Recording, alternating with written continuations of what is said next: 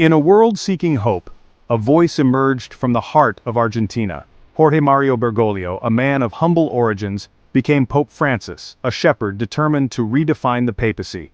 Born in Buenos Aires, Argentina, to Italian immigrant parents, Jorge Mario Bergoglio experienced the realities of working-class life. His early experiences shaped his deep empathy for the poor and marginalized. In 2013, a historic conclave elected him Pope. His simple style, his call for a poor church for the poor, and his emphasis on mercy resonated with millions around the world. Pope Francis has championed social justice, environmental protection, and interfaith dialogue. He has challenged the world to address poverty, inequality, and climate change. But his papacy has not been without challenges. He has faced internal opposition to his reforms, and has navigated complex issues such as the clergy sexual abuse crisis.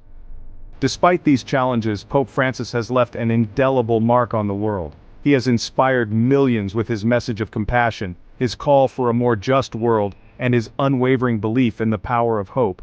From his humble beginnings in Buenos Aires to his role as a global leader, Pope Francis has shown the world the power of empathy and the importance of standing up for what is right.